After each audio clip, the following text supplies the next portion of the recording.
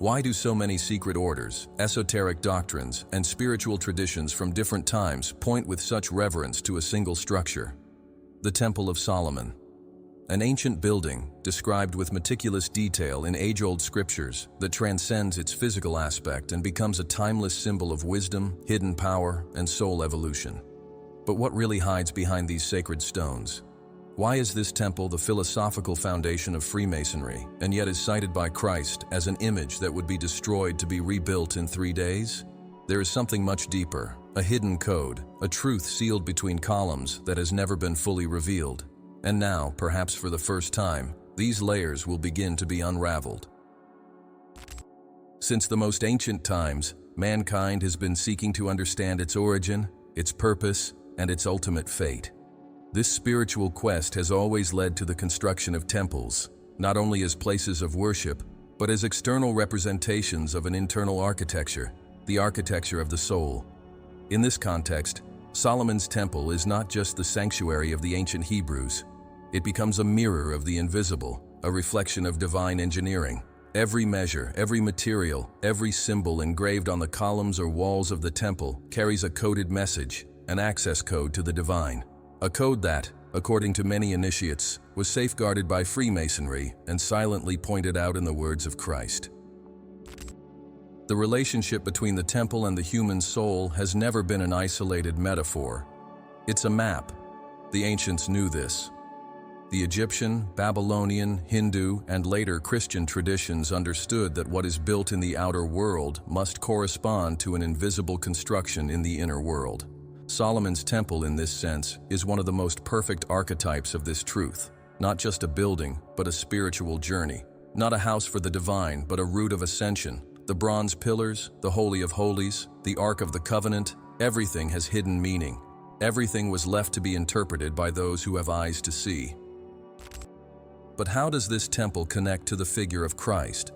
What could a wise king from the Old Testament have in common with the spiritual master who challenged empires with words of love and transcendence? The answer lies in the code. And this code is not evident. It was protected for centuries by orders sworn to silence, by apocryphal texts excluded from the scriptures, by enigmatic rituals practiced in half-light. However, not every veil remains untouched. There are clues scattered everywhere. When Christ says, "Destroy this temple and in 3 days I will rebuild it," which temple is he talking about?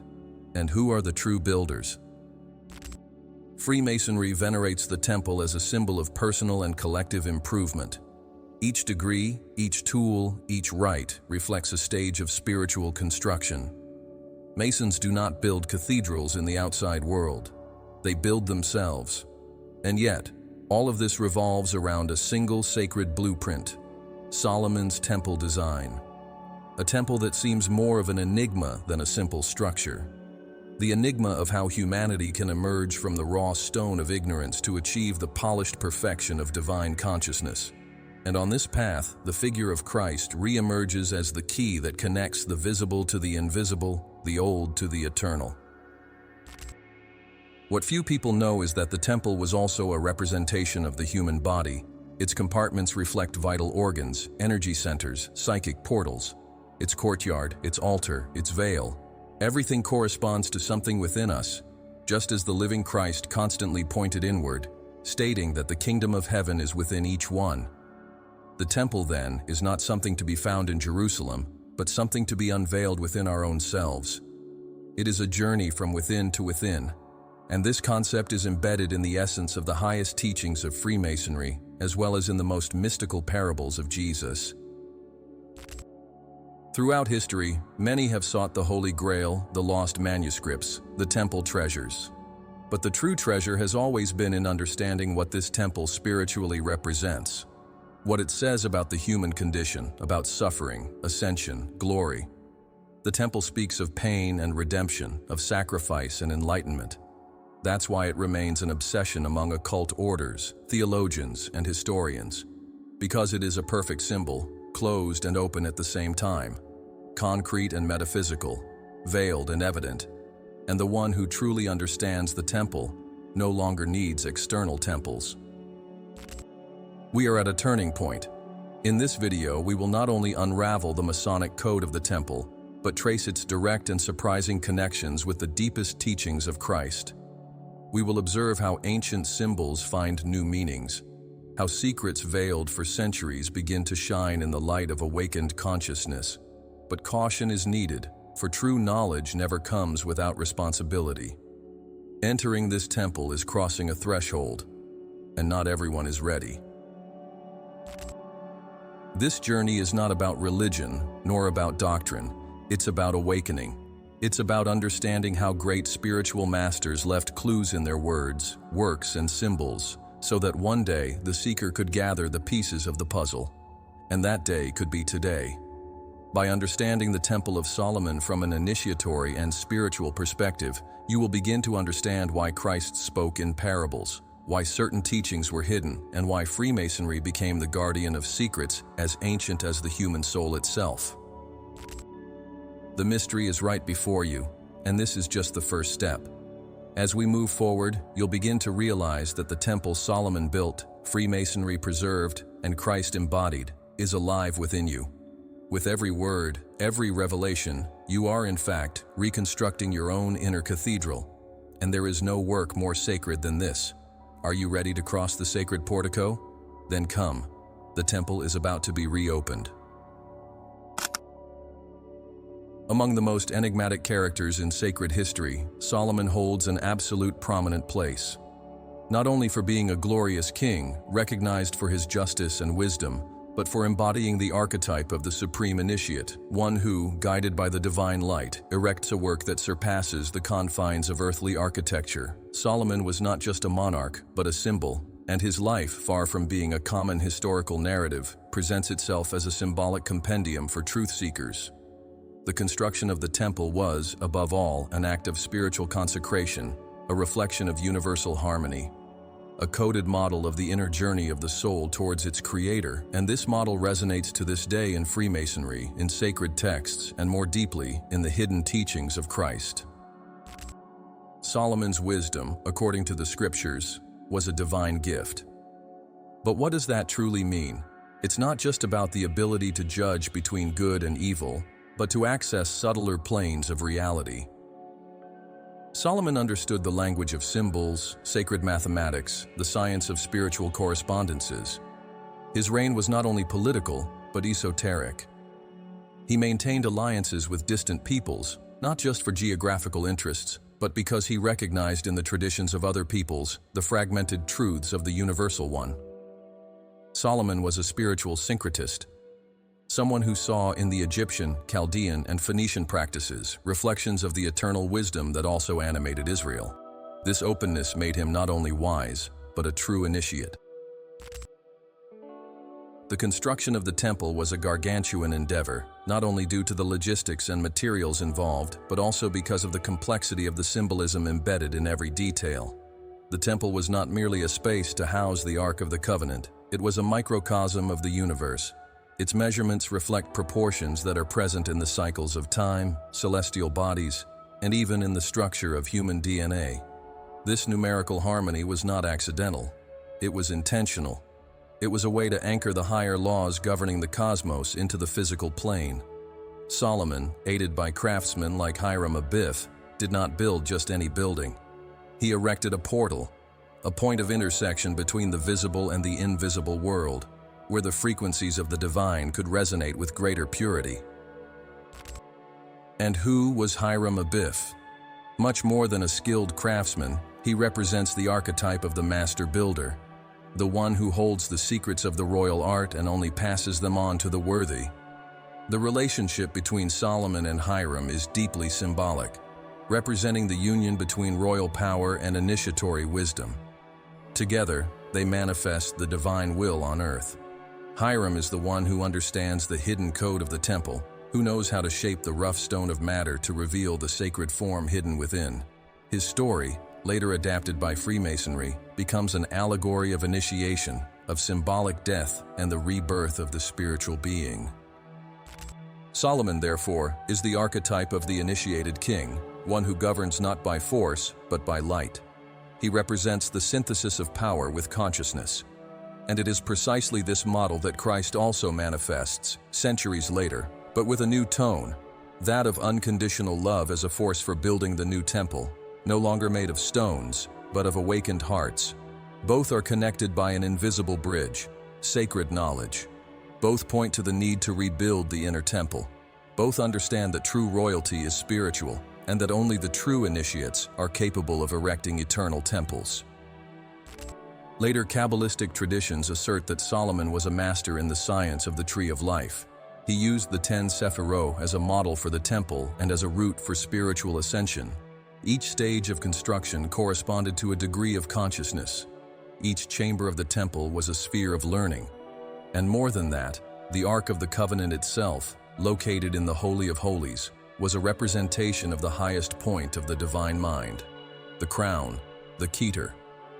By building this physical temple based on a metaphysical model, Solomon was teaching a hidden truth. The material world can be reorganized in the image of the Spirit. The king's decisions were always imbued with a sense of transcendent justice. He understood that external balance depended on internal alignment. This is reflected in the famous judgment of the two women who were disputing the motherhood of the child. The wisdom there is not just in the king's cunning, but in his ability to touch the human heart, to use the symbol as a tool for revelation. Solomon understood that the truth is never just in the facts, but in the actions that reveal the spirit behind the matter. He was a mirror of the hidden light, reflecting, even if partially, the essence of the divine. And this essence directly connects him with Christ, who would later come as the full light. If Solomon represents the enlightened mind, the archetype of the structuring Logos, Christ represents the incarnate Logos, he who not only understands the law, but lives it in love. The bridge between the two is the human being himself, who needs to learn to unite wisdom and love, structure and surrender, construction and submission. Christ is the new Solomon, the living temple, and Solomon is the symbolic precursor of Christ, the architect of the divine blueprint. In understanding Solomon's spiritual journey, we cease to see him merely as a historical figure and begin to recognize him as an initiatory model.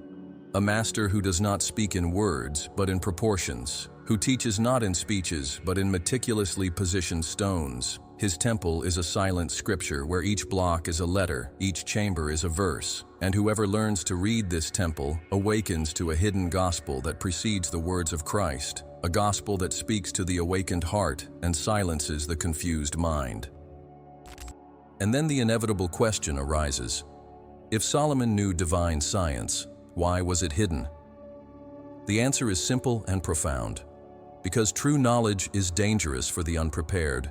It cannot be left to chance. It needs to be conquered. That's why Freemasonry, in adopting the temple as a central symbol, created degrees, rituals, and tests. Because the journey is internal. And without purification, without refinement, without humility, the secret is sealed. Just as Solomon built the temple to guard the ark, the seeker needs to construct their inner temple to contain the living truth. Nothing in this process is random. Each symbol, each character, each measure of the temple carries a lesson. The wise king teaches us that true power is born from silence, from observation, from deep listening to the spirit. And when this is understood, a new perspective emerges. Solomon's temple is not an extinct construction, but an eternal model, a universal blueprint that is inscribed in the human soul. And understanding this is the beginning of remembering who you really are. The Temple of Solomon was not just a physical construction, but the deepest human attempt to materialize a divine reality. Each measure, each element used in its building, each geometric proportion, carries a hidden layer of spiritual teachings encoded in architectural form that reveal immutable truths about the human soul and its destiny. Nothing was done by chance. From the porticos to the Holy of Holies, everything was carefully constructed under a symbolic mathematics that transcends engineering and invades the realms of the spirit. That's why it's not just remembered, but studied, interpreted, revered, and reclaimed within esoteric traditions as a model of the universe and of the human being itself. The temple is the soul. Its measures, the map of ascension. Its materials, the elements of inner purification. The dimensions of the temple, meticulously described in the scriptures, are not mere numbers. They adhere to the principles of sacred geometry, an ancient science that recognizes universal mathematical patterns found in nature, the stars, the human body, and the structure of the cosmos, the golden ratio, the square and the circle, the Fibonacci spiral. All these elements are implicit in the temple's design. The layout of its courtyards, the three main levels, the staircases, the hidden compartments, and even the number of steps between one chamber and another reflect eternal laws that govern existence. Each detail is a revelation. Each angle, a silent instruction on how to elevate consciousness from the lower layers of existence to the divine throne in the Holy of Holies, the most sacred and inaccessible point of the temple. Two elements stand out in particular: the Boaz and Jachin columns, located at the temple entrance. Tall, imposing, and decorated with pomegranates and bronze ornaments, these columns were not merely decorative. They are symbols of universal balance, representing the complementary principles of creation. Boaz, the strength; Jachin, the establishment. A duality that also appears in yin and yang, in masculine and feminine, in logic and intuition, in heaven and earth. When passing between these columns, the symbolic initiate would leave the profane world and enter the sacred. It was an inward journey, where duality is recognized, balanced, and overcome. The door between the columns is the fusion point between the fragmented human being and the unified spiritual being. The gold, the cedar of Lebanon, the silver, the precious stones, all the materials used in construction carry profound spiritual meanings. Gold represents the divine consciousness, the incorruptible light that dwells at the center of being. The cedar, a tree of great stature and resilience, symbolizes spiritual solidity, elevation, and purity. Silver, as a reflection of light, represents intuition and inner clarity. The precious stones are the attributes of the spirit, virtues honed throughout the soul's journey. Each material is more than a resource. It is an internal quality that must be developed and cultivated. The temple demands purity not only externally, but also vibrationally. The edification is only possible when the inner builder begins to master the elements of his own being. Another essential aspect of the temple is its division into three main areas: the outer courtyard, the holy place, and the Holy of Holies. These three areas correspond to the three levels of consciousness, or three bodies of the human being: the physical body, the mental, emotional body, and the spirit. The outer courtyard is the sensory world, where purification rites begin. The holy place represents the space of the mind, where knowledge is elaborated, light is sought, and symbols start to be deciphered. The Holy of Holies is the most intimate point, the space where the soul meets the divine, where there is no more separation, only absolute presence. This division also mirrors Eastern traditions, such as the three Dantian in Chinese alchemy, or the three worlds of the Tree of Life in Kabbalah: Asaya, Yetzirah, and Atziluth. The temple, therefore, is a universal model of being integration. And then a deeper parallel emerges: the temple as a representation of the human body. Various esoteric scholars point out that the structure of the temple mirrors the human body in its entirety. The columns would be the legs, the atrium, the abdomen, the holy place, the chest and heart, and the Holy of Holies, the skull, more specifically, the pineal gland, considered by many as the throne of God within us. Just as the Ark of the Covenant was kept in the most sacred point of the temple, the divine spirit resides in the hidden center of human consciousness, waiting to be rediscovered. The journey through the temple is, then, the journey of vital energy that rises from the base of the spine to the top of the head, a direct analogy with the Kundalini awakening described in yoga. This symbolism is deepened even further when we observe the role of numbers. The temple was built in 7 years, a number that represents spiritual completeness, the same number of the days of creation, the classic planets, and the main chakras.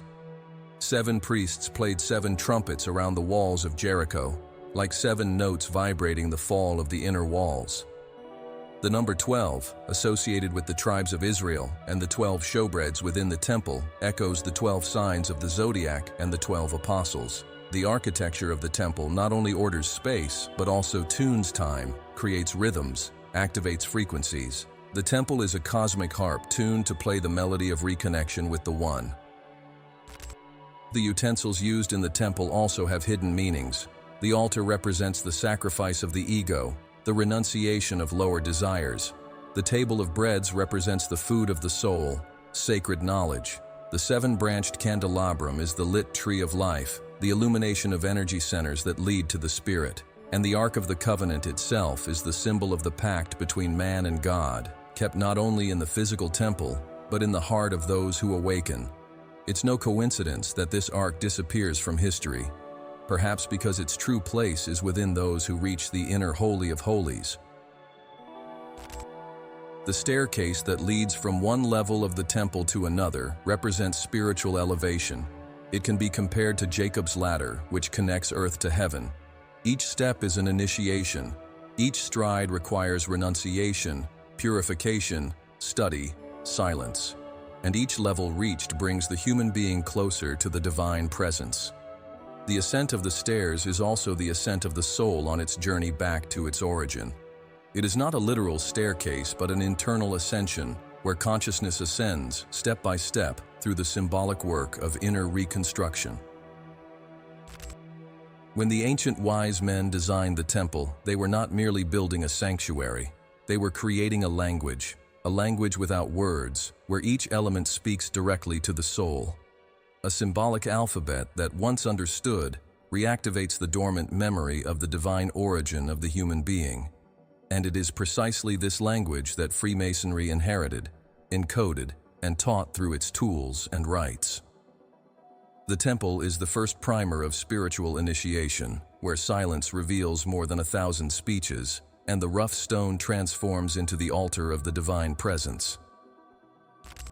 The great secret is that this temple was not destroyed, it was merely hidden. Its true place is not in Jerusalem nor in the historical ruins. It is within each human being who decides to tread the path of truth. The sacred blueprint of the temple is imprinted on the spirit. Every gesture of kindness, every pure thought, every act of love is another block that settles in this invisible construction. Solomon provided the model. Christ gave life. It's up to each one of us to raise the living temple of the soul once again. Long before Freemasonry became a speculative fraternity filled with symbols and metaphysical rituals, it already existed as an operative order, composed of Masons who literally sculpted the great cathedrals of medieval Europe. These master builders were not just stone craftsmen, but also guardians of ancestral knowledge that transcended cultures, religions, and empires. This knowledge was not written on parchments, but encoded in the tools they used, in the proportions of the structures they erected, and in the oral traditions they passed down from generation to generation. Behind the physical work, there was a spiritual work.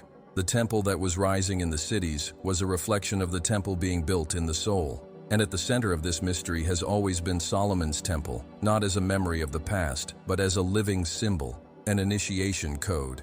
Freemasonry reveres it not only as sacred architecture, but as a key to inner transformation. In the transition from operative to speculative masonry, which was mainly consolidated in the 17th century, physical tools began to represent spiritual virtues, and initiatory degrees became stages of self-knowledge and consciousness evolution. The compass and the square ceased to be tools of external construction to become metaphors for mastery over the inner self. The hammer, the chisel, the ruler, the plumb line, all these elements began to illustrate principles of morality, righteousness, discipline, and balance. And the plan of Solomon's temple, described in detail in the scriptures and reconstructed in each symbolic Masonic lodge, came to represent the model of the soul under construction. The true Mason, therefore, is not the one who flaunts degrees or symbols, but the one who internalizes this model and dedicates himself daily to erecting this invisible temple with sincerity, silence, and wisdom. The central figure in Masonic rituals is Hiram Abiff, the master builder of the temple, the one who held the secret of the lost word, of the sacred name, of the creative verb. His symbolic death during the construction of the temple represents the challenge of all seekers of light, the sacrifice of the ego, the loss of the lower identity, the descent into the abyss of ignorance, so that, through initiation, the resurrection in a new state of consciousness can occur. The story of Hiram is not just a legend, it is a map of universal initiation. It is the symbolic representation of the drama experienced by all those who seek the truth. Freemasonry preserves this myth because it teaches, with powerful symbols, what ordinary words could never convey, that the secret of the temple is within the one who dares to die to themselves. Each Masonic degree represents a stage in inner reconstruction. In the apprentice degree, the neophyte learns to recognize himself as a rough stone, full of edges, illusions, and conditionings. In the fellow craft degree, he begins to work on this stone, to shape his emotions, to refine his thinking, to seek harmony between reason and intuition. And in the master degree, he understands that the true temple is not outside, but inside. It is in this degree that the myth of Hiram reaches its peak, and the Mason is invited to relive within himself the death and resurrection of the master. This process is parallel to what Christ taught in his own symbolic language. Whoever wants to save their life will lose it, but whoever loses their life for my sake will save it. The Mason's oath is not to the organization, but to the sacred silence that protects knowledge until the seeker is ready. It's not about external secrets, but about protecting the integrity of each being's internal process. Initiation is not a spectacle, but an intimate rite of passage. And the Masonic temple, with its columns, its lights, its checkered floors, is the symbolic representation of the universe and the being itself. It is not a stage, it is a mirror. And only those who have eyes to see and ears to hear will understand that everything is there. The fall and the rise, the illusion and the truth, the ignorance and the enlightenment. The temple is the world, it is the man, it is the spirit. Intriguingly, as we delve into the deepest roots of Masonic tradition, we discover surprising parallels with the teachings of Christ. Both speak in parables. Both make use of symbols. Both summon the human being to die to the old and be born to the new. Both point to a kingdom that is not of this world, but that is within us. Christ spoke of the kingdom of heaven as something internal, hidden, accessible only to the pure of heart. The Masons speak of the light that can only be found after the darkness of ignorance. The tools of the temple and the parables of Christ are two distinct languages that tell the same truth. The sacred is hidden deep within the self.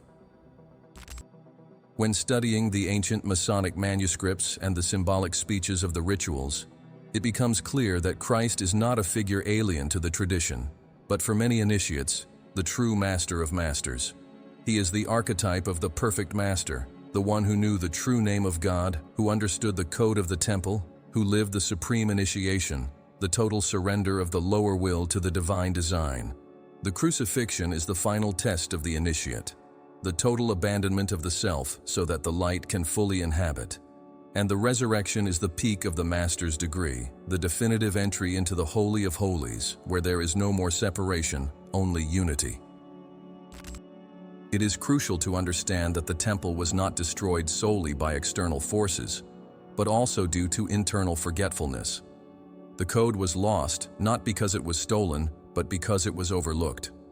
Thus, the Masonic silence is not complicity, but preservation. It is a call to the true search, to the sincere effort to rebuild what has been forgotten. Therefore, the Masons do not speak, they build. They do not preach, they indicate. They do not display, they symbolize. And in this silence, they guard what can only be revealed to those who have already begun the reconstruction of the temple from within.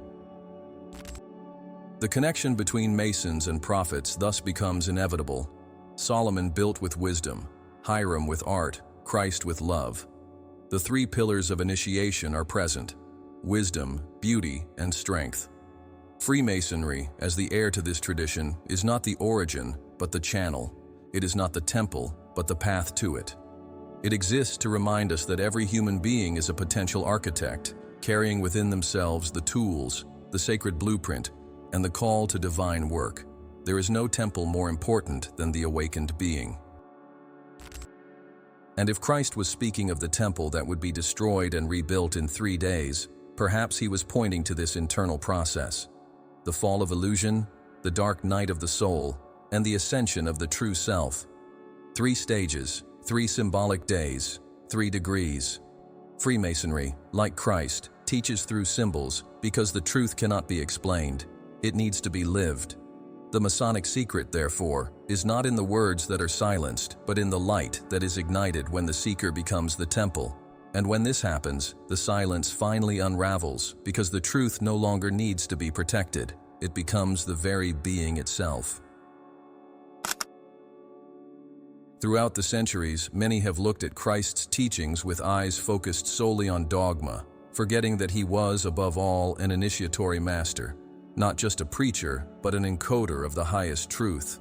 His words, his actions, and even his silences were imbued with a profound symbolic language, intended not for the sleeping masses, but for those who had eyes to see and ears to hear. Christ was not only transmitting spiritual teachings, he was living, embodying, and manifesting the very structure of universal initiation.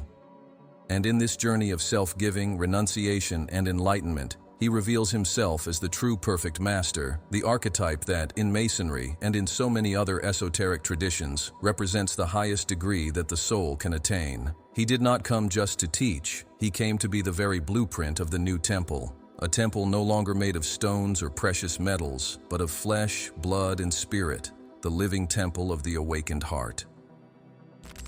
The connection between Christ and Solomon's temple goes far beyond his criticism of the money changers in the temple courtyard, or the famous phrase, "Destroy this temple, and in 3 days I will raise it up." These words were not just a metaphor, they conceal a profound initiatory truth. He spoke of the body as a temple, but he also spoke of consciousness as the true sanctuary of the divine. His life, from humble birth to crucifixion, is the archetypal enactment of the ascension journey. Each act, each miracle, each confrontation carries the symbolic weight of an initiatory trial. He walks among invisible columns, crosses energetic portals, reveals veils, and leads us to the Holy of Holies of being. The crucifixion was not a tragedy, but the supreme rite of transmutation, the death of the profane man and the birth of the perfect master. The cornerstone that the builders rejected. This is the key to the code. Christ is that stone. He is the fulcrum, the vertex where all lines of the spiritual edifice meet. In ancient building traditions, the cornerstone was the first to be laid, and upon it depended the solidity of the entire building. To reject it was to compromise the entire structure. The temple masters, by not recognizing Christ, made the same mistake as those who seek God only externally, in rituals and appearances. They rejected the living stone. Freemasonry recovers this concept by presenting the initiate as a rough stone to be worked on until it becomes a cubic stone, capable of composing the grand construction. Christ was not a rough stone. He was the perfect cubic stone, the exact measure, the reflection of divine perfection in human form. When Christ retreats into the desert for 40 days, he not only faces temptations, but symbolically traverses inner chaos, much like the initiate who, before reaching the light, must confront his own shadow. Each temptation represents an aspect of the ego, the desire for power, spiritual manipulation, the arrogance of knowledge, and he overcomes each one not by denial, but by integrating the truth. Upon leaving the desert, he is no longer just the carpenter of Nazareth, but the master whose light shines from within to the outside. This directly echoes the Masonic journey, where the apprentice must first recognize himself as ignorant before becoming a companion and, finally, a master. Mastery is not dominion over others, but sovereignty over oneself. Christ worked with symbols. He spoke of the kingdom as a field, a seed, a mustard grain, a hidden pearl, a buried treasure. He never offered direct answers, but left clues. Like every initiated master, he knew that true knowledge only blooms when it is sought. His parables are more than stories. They are multi-dimensional maps of the soul. And his miracles, often interpreted as supernatural events, were visible expressions of universal spiritual laws. Healing the blind, for example, was not just restoring physical sight, but opening the eyes of the soul. Resurrecting Lazarus was more than restoring biological life. It was awakening the consciousness from the sleep of matter. Walking on water was mastering unstable emotions. Everything is a symbol. Everything is a key. In the Sermon on the Mount, considered by many as the heart of Christ's teachings, we find a true initiatory manual. The Beatitudes, far from being just poetic expressions, outline the internal states that the seeker needs to cultivate to become a temple of light: humility, mercy, purity of heart, hunger and thirst for justice. Each beatitude is a step on the ladder that leads to the inner Holy of Holies. And just like in the chambers of Solomon's temple, there is a path coded by stages, where each stage requires a symbolic death and a higher rebirth. Christ is not on the altars, he is on the invisible steps of being. The age of Christ at the time of crucifixion is not a coincidence either: 33 years, the exact number of degrees in Scottish Freemasonry, 33 vertebrae in the spine, 33 steps of Kundalini ascent, 33 stages between earth and heaven within the human being. Christ is the man who ignites, vertebra by vertebra, his inner light until he reaches the highest point of union with the Father.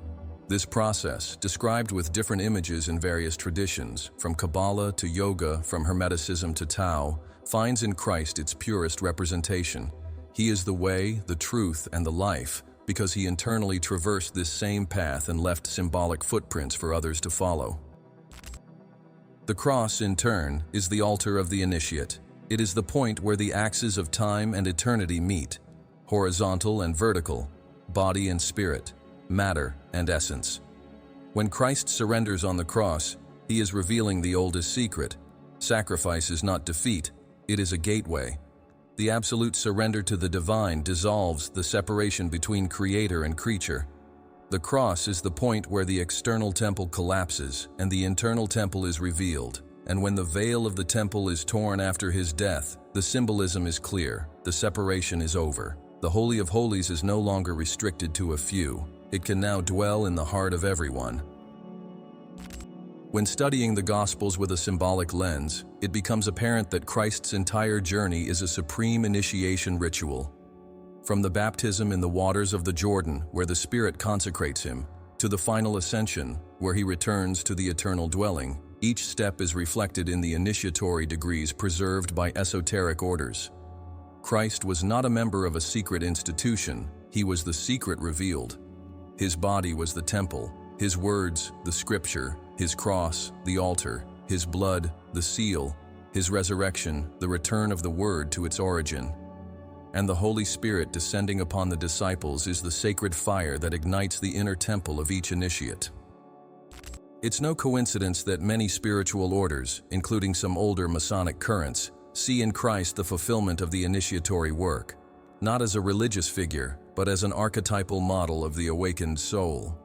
He is the resurrected Hiram, the transfigured Solomon, the temple-turned Word, the cornerstone that supports the entire building of the new consciousness.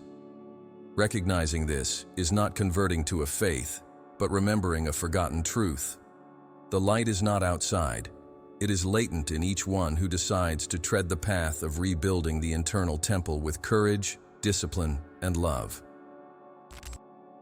Christ is therefore the pinnacle of mastery, the point where the journey of the Mason meets the flight of the prophet, where the code of the temple reveals itself in the flesh, where the silence of symbols finds a voice, and where the light hidden in Solomon's pillars shines fully without veils. The true initiate does not just read the Gospels, he embodies them. He does not just study the symbols, he lives them. And so, stone after stone, step after step, he becomes the living temple of the divine presence, just as Christ taught, not with dogmas, but with presence, silence, and truth. From the dawn of humanity, men have sought to translate the ineffable into words, gestures, symbols, and rituals. But not everything can be said directly, for the highest truths do not allow themselves to be imprisoned in phrases or rigid doctrines. They need to be preserved in codes, transmitted through parables, kept in silence, and revealed only to those who are ready. This is the essence of the lost language. It is not a language forgotten on scrolls, but the original vibration, the divine frequency that connects the human being to the Creator. Solomon's Temple, the Masonic tradition, and Christ's teachings converge precisely at this point, in the need to keep the living word under veils, symbols, and rituals so that the seeker learns to listen not with the ears of the body, but with the ears of the soul. At the heart of Masonic tradition lies the myth of the lost word, a concept that dates back to the disappearance of God's sacred name, the one that held the power of creation. Hiram Abiff, in the ritualistic drama, is the master who knew how to pronounce this name, and, with his symbolic death, the secret is lost. The initiate, then, begins to incessantly search for this word, which is not just a combination of sounds, but the vibrational key that reconnects man to the source. This search is the essence of initiation, to rediscover what has been hidden within oneself. The secret is not outside, in books or monuments, but inside, in the spiritual memory that only awakens when the ego is silenced. Christ also speaks of this secret language. When he says that the kingdom of heaven is within you, he is revealing that access to the divine is not through external formulas, but by awakening an inner vibration. His parables, laden with agricultural, economic, and social metaphors, were a way to encode profound truths into simple stories, so that only those who were ready would grasp the message. He himself declares, "Unto you it is given to know the mysteries of the kingdom of God, but to others all is in parables." This is the lost language. The treasure is not given to chance, but hidden in symbols, so that only the awakened heart can decipher. The apocryphal Gospels, excluded from the official Bible, reinforce this initiatory dimension. The Gospel of Thomas, for example, presents sayings of Jesus that sound more like spiritual codes than moral preachings. There we find phrases like, "If you bring forth what is within you, what you bring forth will save you. If you do not bring forth what is within you, what you do not bring forth will destroy you." This language is clear only to those who understand the temple as body, as consciousness. What is within is the lost word, the divine spark, the creative verb that needs to be awakened. These hidden texts were not removed by chance, but because they directly revealed the initiatory nature of Christ's message. In the Kabbalistic tradition, so close to the wisdom of Solomon, the divine name is composed of letters that are not just graphic symbols, but vibrational forces. Each Hebrew letter carries an energy, a number, a sound that activates spiritual planes. Pronouncing this name correctly is not reciting, but vibrating in harmony with the creative frequency. This is why the true name has never been revealed to the general public. It was kept, veiled, protected, because its irresponsible use could unbalance entire universes. This same reverence for the Word is found in the words of Christ. "In the beginning was the Word, and the Word was with God, and the Word was God." The word is not common, but primordial vibration. Initiation rituals, both in Freemasonry and other traditions, utilize the power of silent language.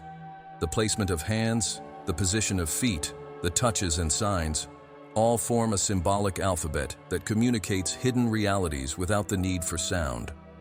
Ritual silence is not the absence of speech, but a superior language. It is in silence that the mind ceases and the spirit listens. Christ himself would retreat into silence, in the desert, on the mountain, at dawn, because he knew that it is in emptiness that the word manifests in its fullness.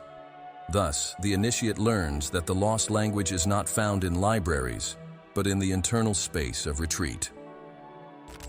Music is also part of this mystery. In the temple, there were chants, psalms, instruments, sounds that elevated the vibration of the space and prepared the consciousness of the priests. Sound is verb in motion. Singing is the word in flight.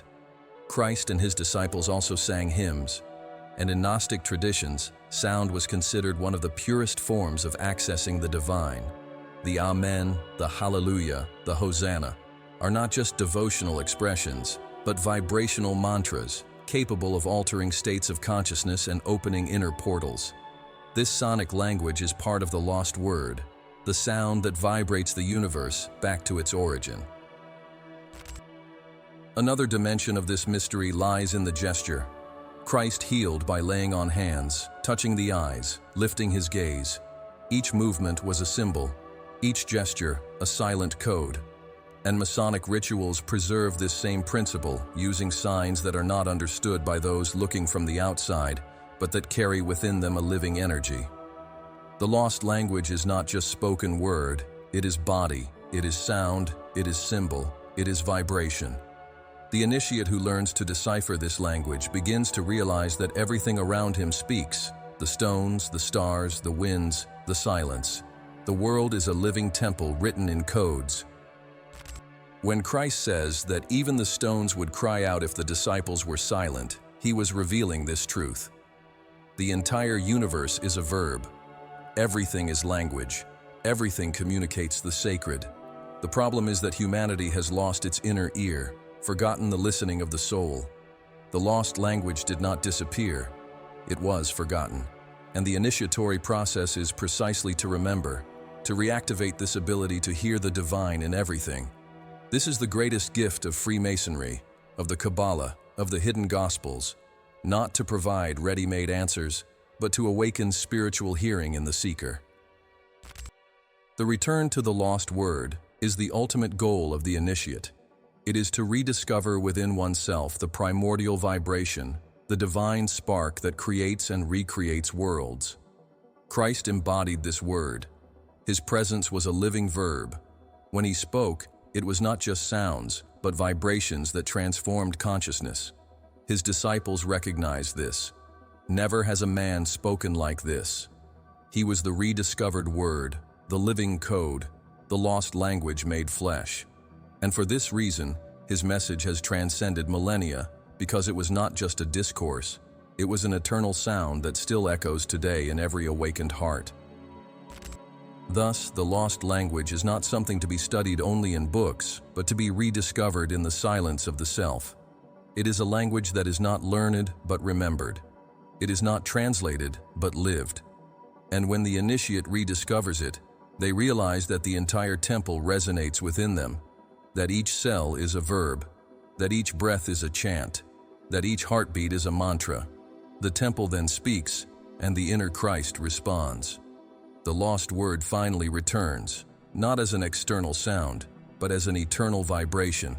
And at that moment, the seeker becomes the temple, the altar, the word, and the light. The human being, in their most intimate essence, is the true temple of God. This idea, repeated in different spiritual traditions, reaches its peak when associated with the symbolism of Solomon's temple. The great work is not made of stones, wood, or precious metals. The great work is the refinement of the soul. When ancient texts describe the magnificence of the construction, its exact measurements, and the details of each piece, they are not just narrating an architectural feat, they are presenting a map of the inner journey. And each one of us, as seekers, carry within us this temple, often in ruins, waiting for reconstruction. We are an unfinished work, rough stone, the eternal project of the divine. And until we recognize this truth, we will continue to seek outside what can only be built from within. Freemasonry, in using the metaphor of the rough stone and the cubic stone, touches exactly on this point. The rough stone represents the human being in their initial state, laden with vices, illusions, conditioning, and ignorance. The initiate's task is to take up the chisel of discipline, the hammer of will, and begin to remove everything that does not correspond to the divine form hidden within themselves. This process is long, painful, and requires courage. Just as the physical temple took years to build, the inner temple demands a lifetime of dedication. It is not built in a day, nor completed in an instant. It's a continuous work, made brick by brick, thought by thought, choice by choice. And each act of love, each renunciation of the ego, each gesture of compassion, is another stone placed in this invisible edifice. The human body itself is a perfect replica of this sacred temple. Eastern traditions have long spoken of the chakras, energy centers that align along the spine. The Kabbalah, in turn, describes the sephirot of the tree of life as stages of the soul's ascension. In the temple, we had the atrium, the holy place, and the holy of holies. In the body, we have the lower centers linked to survival, the intermediate centers linked to the heart and mind, and the supreme center linked to divine consciousness. Each breath, each meditation, each sincere prayer is an offering at the altar of our inner temple. The Holy of Holies, where the ark rested, corresponds to the pineal gland and the crown of consciousness, the space where the divine manifests in us. The journey is the same, whether on the stones of the ancient temple or in the fibers of our living body. But if we are living temples, why do so many of us remain in ruins? Because we let the ego occupy the space of the sacred. Just as the physical temple was profaned by money changers, so too our hearts have filled with ambition, vanity, pride, and greed. Christ drove the merchants from the temple not just as a historical act, but as a symbol of what we need to do within ourselves. We need to expel the forces of the ego that trade within our sanctuary, that transform the divine into a bargaining chip. The true seeker is the one who has the courage to purify the inner temple, to clear their mind, to align their heart, to make room for the divine presence to dwell. The temple only shines when it is empty of itself and filled with light. The trials we face in life are not punishments, but stages of construction. Each pain, each challenge, each fall is an opportunity to polish the stone. The fire of adversity is the furnace that purifies the gold of consciousness. Just as the temple was erected with stones that were not cut on sight, but prepared in silence in distant quarries, we too are prepared in silence, in the hidden, in our daily experiences, before being laid in the great divine construction. Nothing in our life is in vain. Each experience, each tear, each joy is a block that composes the eternal work. The temple does not rise with ease, but with perseverance. The heart is the main altar of this temple. It is there that the fire of the Spirit must continually burn. When Christ speaks of the purity of heart, he is pointing to the need to keep this altar lit with love, compassion, and truth. The altar of the heart cannot be defiled by hatred, lies, or indifference. It is in the heart that the divine dwells. It is there that the eternal flame stays alive. This flame does not depend on external temples, complex rites, or elaborate ceremonies. It depends only on the sincerity of the seeker, the true desire to be a living temple of light. Silence is also an essential part of the construction. Just as in quarries the blocks were prepared without the sound of hammers and tools at the construction site, the inner work is done in silence, away from prying eyes, without ostentation. The true initiate does not need to show his work because he knows that the temple is invisible. He does not seek recognition, but transformation. Silence is the mortar that unites the stones of the soul. It is in the seclusion that the divine voice manifests itself. Those who do not know how to silence will never hear the sound of the lost word. Those who do not know how to withdraw will never perceive the greatness of the work that is being done within them. The process of rebuilding the inner temple requires discipline. Just as builders strictly followed measurements and instructions, the seeker needs to follow principles of truth, honesty, humility, and love. There are no shortcuts. There is no improvisation. Every detail matters. A stone out of place compromises the entire structure. A toxic thought contaminates the whole mind. An uncontrolled emotion disrupts the entire heart. Discipline is the square that keeps the line straight. It's the compass that sets the boundaries. It's the plumb line that ensures balance. Without discipline, the temple falls. With discipline, the temple stands firm, solid, indestructible. The living temple is not static. It pulses, breathes, grows with each experience. It is a work that is never fully completed because the human spirit is infinite in its expansion. With each stage reached, a new level opens up. With each step overcome, a new horizon is revealed. Being a living temple is to accept being always under construction, always learning, always purifying, always elevating. There is no end to the divine work within us. Each life, each incarnation, each cycle is another phase of this eternal building. The Temple of Solomon, in this sense, is just a grand metaphor for a work that never ceases, the shaping of the human soul towards infinity. To recognize oneself as a living temple is to understand that there is no longer a separation between the divine and the human. The Creator no longer dwells in stones, but in hearts. He no longer manifests in physical structures, but in awakened consciousnesses. He is no longer limited to veils or priests, but pours into every being who decides to open themselves to the light. We are the temple, and when we recognize ourselves as such, every gesture becomes sacred, every word transforms into prayer, every act is a ritual, the entire life becomes a liturgy of the Spirit, celebration of the divine presence, continuous consecration of the living temple that we are. And so, Freemasonry, the wisdom of Solomon, and the teachings of Christ converge at a single point: the reconstruction of the human being as a temple of light.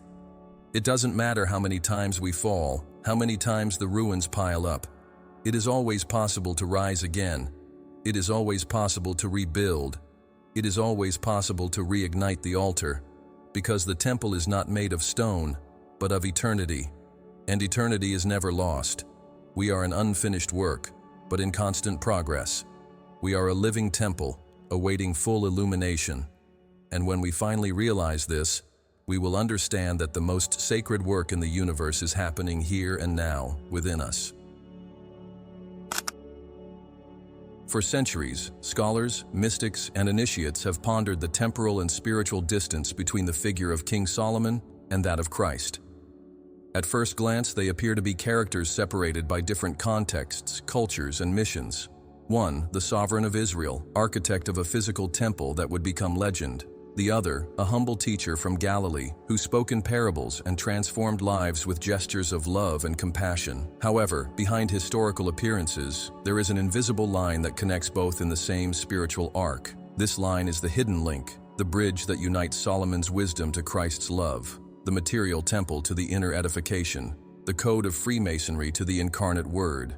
And it is this link that, once recognized, reveals the true purpose of the initiatory path: to transform the human being into a living temple, sustained by wisdom and inhabited by love. Solomon represents the aspect of the enlightened mind, structured knowledge, divine architecture expressed in measures and proportions. He is the architect, the builder, the one who organizes chaos and gives shape to the invisible. His temple is the symbolic blueprint of the human journey.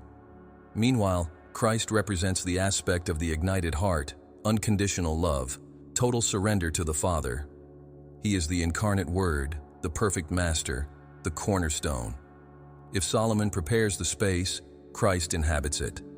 If Solomon builds the structure, Christ enlivens it. Together they are not opposites, but complementary.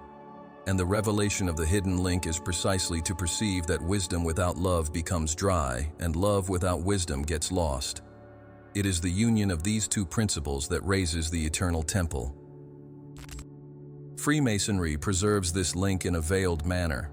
By adopting Solomon's temple as the central model of its rituals, it acknowledges the power of structure, symbol, discipline, and order. But at the same time, in its higher degrees, it points to the need for the perfect master, the one who transcends death and re-emerges in fullness. This master, in the Christian tradition, is Christ himself.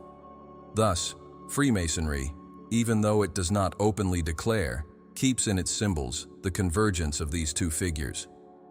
Solomon's temple and the resurrected Christ are not separate narratives, but chapters of the same initiatory story, which leads humanity from the rough stone to the cornerstone. Christ mentions the temple on several occasions, always in a symbolic way. When he states that there is here one who is greater than the temple, he does not disrespect Solomon's work, but reveals that the physical temple is merely a reflection of the living temple. By saying that he would rebuild the temple in 3 days, he positions himself as the final architect, one who does not need blocks or columns, because his work is spiritual. Christ's body is the ultimate temple, and his resurrection is the supreme reconstruction. In this way, he completes what Solomon began. The temple is no longer restricted to Jerusalem, but universal, accessible to all hearts. The hidden link manifests itself in the recognition that the blueprint and life are one and the same reality. The wisdom of Solomon, represented in the Kabbalistic tradition and the language of proportions, finds its fullness in Christ through unconditional love. Solomon speaks of justice. Christ speaks of mercy. Solomon organizes space. Christ transforms life. Solomon erects columns.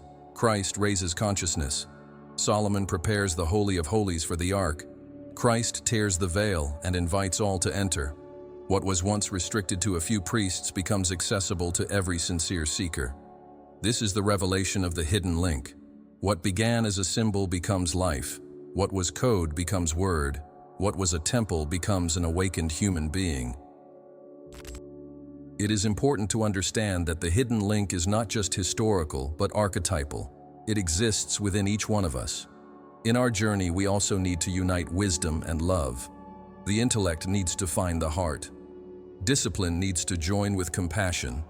The mind needs to serve the spirit. Within us, Solomon and Christ also need to meet. Solomon is our structured reason, our ability to organize, to build, to plan. Christ is our loving essence, our surrender, our trust in the divine. Separately, they create conflict. United, they reveal the living temple. Each seeker needs to reconcile these two forces within themselves so that the temple can be erected and inhabited. The ancient prophets already announced this convergence. Isaiah spoke of a new temple not made by human hands. Jeremiah spoke of a new covenant engraved not on stones, but in the heart. And Christ embodies this prophecy by becoming the temple and the covenant himself. Solomon builds on the external plane what Christ accomplishes on the internal plane. The temple is the model. Christ is the final work.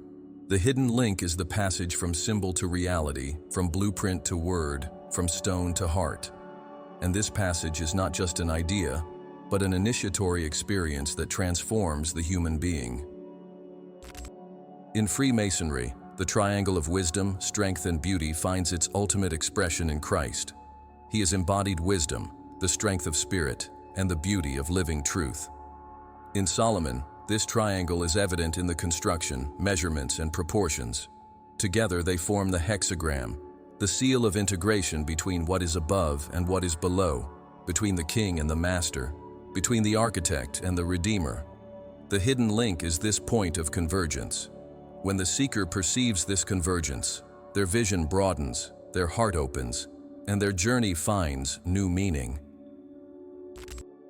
This hidden link also invites us to review our own spiritual practice. Many seek only knowledge, studying symbols, scriptures, traditions. Others seek only emotion, living unstructured mystical experiences. But the true path is the union of the two. Knowledge without love becomes arrogance. Love without knowledge becomes confusion. The union of Solomon and Christ within us is the key to mastery. It's the balance between the polished stone and the living word. It's the integration between the sacred plant and the eternal flame. It's the reconciliation that transforms the human being into a complete temple. When Solomon builds and Christ inhabits, the temple becomes eternal. It is no longer made of bricks that can be destroyed, but of consciousness that can never be lost. This consciousness is the cornerstone upon which humanity can rebuild itself. The hidden link, once revealed, can no longer be forgotten. It becomes the guide of the journey, the bridge between traditions, the thread connecting past and future. Solomon prepares, Christ accomplishes. Solomon shows the way, Christ is the way. And we, as seekers, are invited to traverse it, uniting within ourselves the wisdom of the King and the love of the Master. Thus, the revelation of the hidden link is not just a symbolic study, but a profound call. It is a reminder that the work of Solomon and the mission of Christ are completed in us. The temple is within, Christ is within, wisdom and love already inhabit us.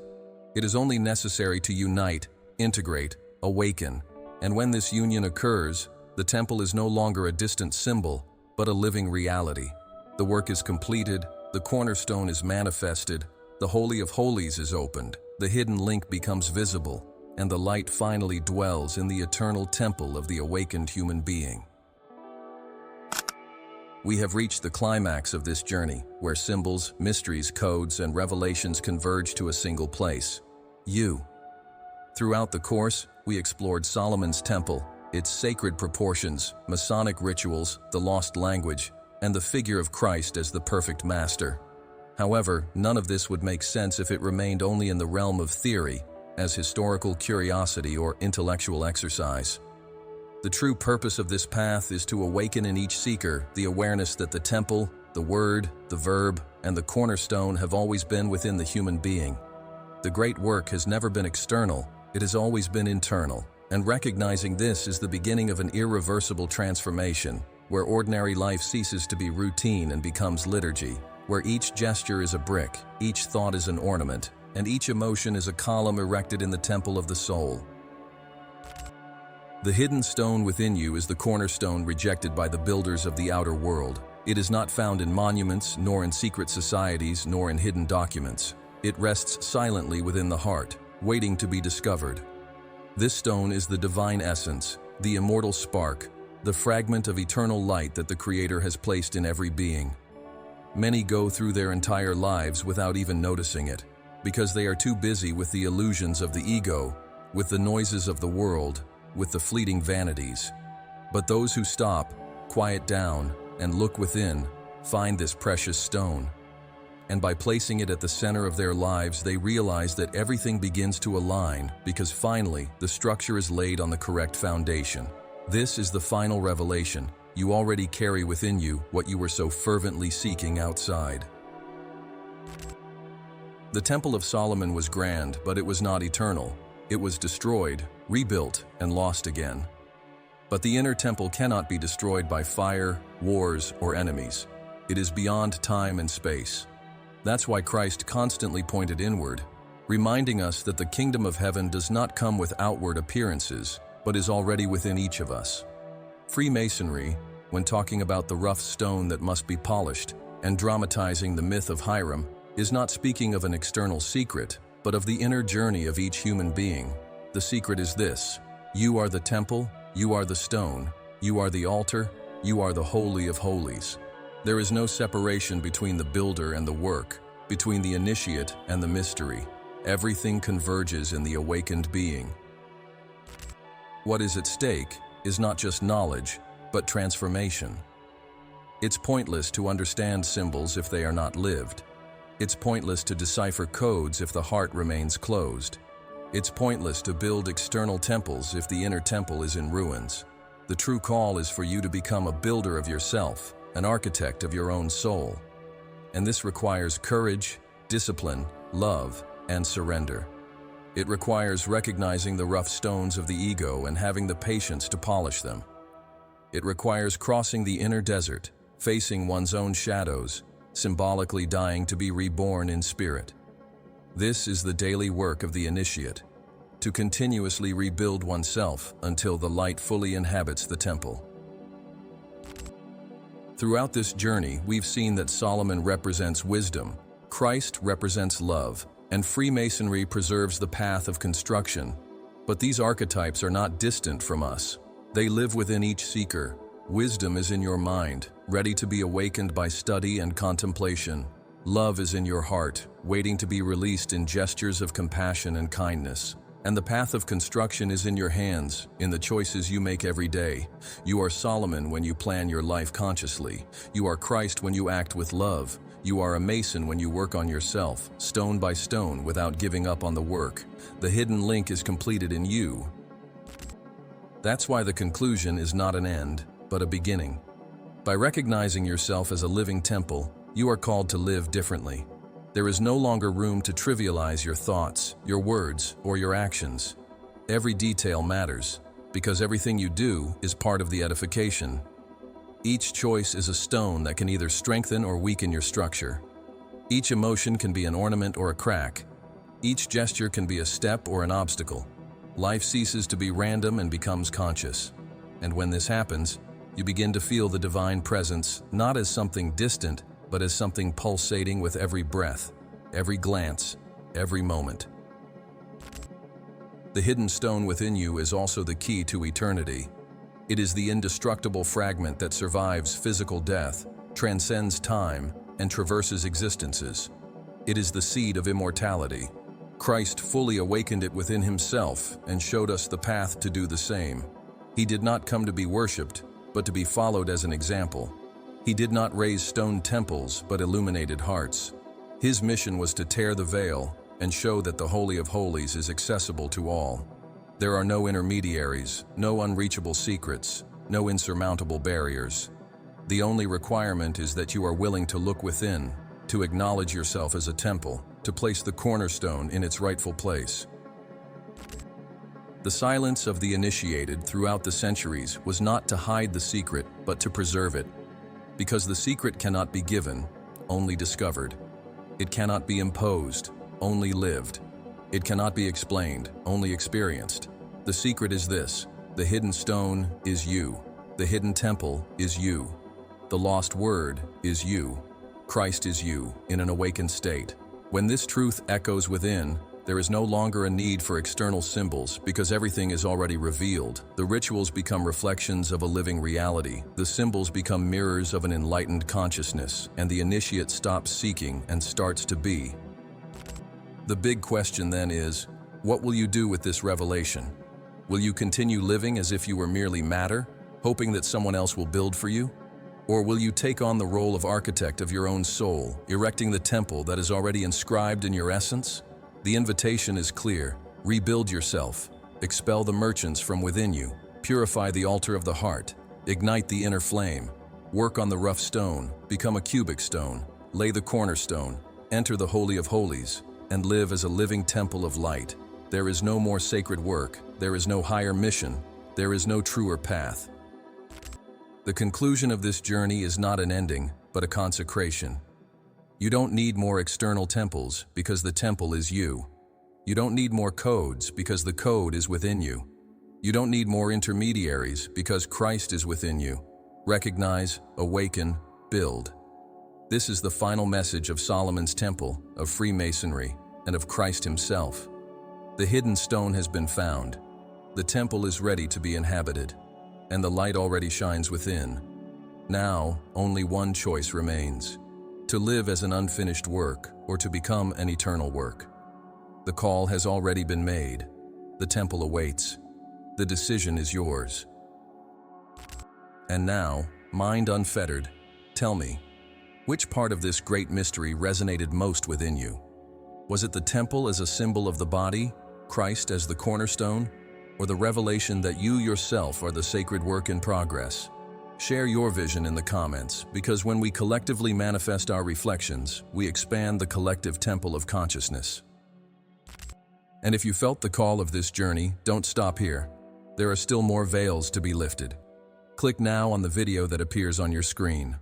The hidden prophecy of the three veils, what only the truly awakened can see, and continue this profound journey with me, because each revelation is just the beginning of a new door that opens. We are mind unfettered, and together, we raise temples of light that can never be destroyed.